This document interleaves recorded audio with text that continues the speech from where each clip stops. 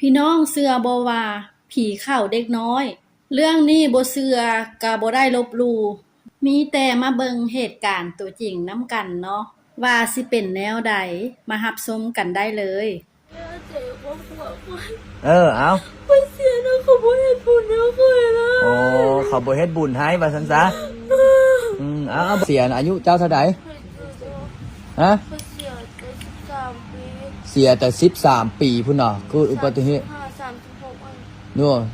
เสียมาได้35 36ยังบ่ทันได้ไปเกิดจังได๋เจ้าเฮ็ดจังได๋เจ้าจังหูพระอาจารย์เอาเห็นอาจารย์นี่แหละเห็นบัดนี้อะไรอยากมาหาพระอาจารย์สักเทื่อนึงพระเห็นแล้วดีใจแล้วเนาะแม่เนาะรับบุญรับกุศลนะพระอาจารย์เด้อนี่เห็นบ่แม่ใหญ่ตกใจบ่ตกใจเด้ผู้บ่เคยเห็นเนาะผู้เป็นคนหนาวลุกคนหนาวพองแท้สิให้โชคให้ลาภลูกหลานเด้แม่นเลยเคยให้โชคให้ลาภเขาอยู่บ่บอกจังได๋359จะได้ไปอยู่เมืองผีนี่เป็นจังได๋ได้บอกบ่ลมถือโอกาสล่มซะเฮาเอาไปเสียนะเขาบ่เฮ็ดบุญเนาะเคยล่ะเขาบ่เฮ็ดบุญให้ว่าซั่นซะบ่ต้องเสียใจแล้วมาหาพระอาจารย์นี่อายุละ48เด้อพ่อเคยต้องไปเสียแล้วพ่อพาเคยได้ต้องคิดไว้ค่อยแต่บัดนี้เดี๋ยวพระอาจารย์สิเฮ็ดพาข้าวพาน้ำให้เด้ออยากกินหยังเอาอยากกินหยังอยากที่ยากสุดๆนี่คืออยากกินหยังค่อยบ่ได้อยากกินหยังอย่างไม่ค่อยกินมันก็กินแบบเอาหยังให้ก็กินว่าซั่นๆเนาะกินตามมีตามเกิดนั่นแหละถ้ามีไอ้น้องจะคนล่ะเฮา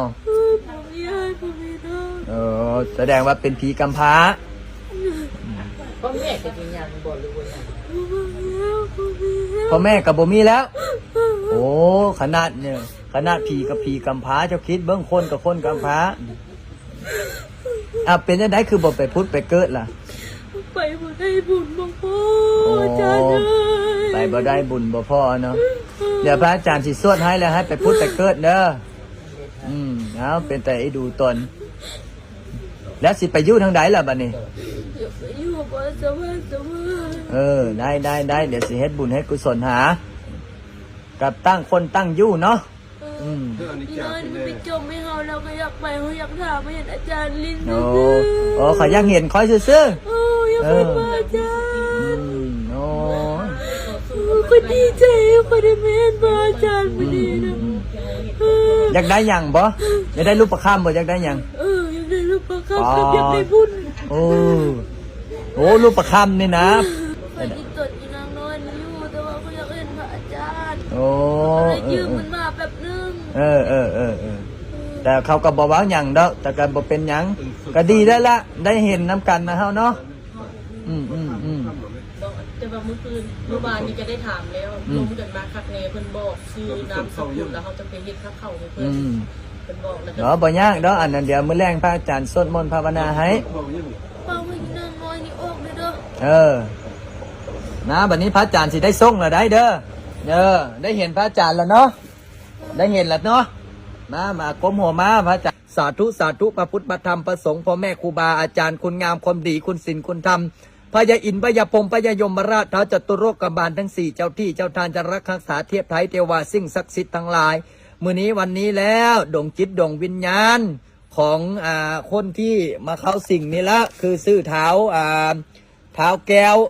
ไสยภูมินี่ละอยู่บ้านดอนนกคุ้มได้เสียชีวิตไปแล้วไปแล้วบัดนี้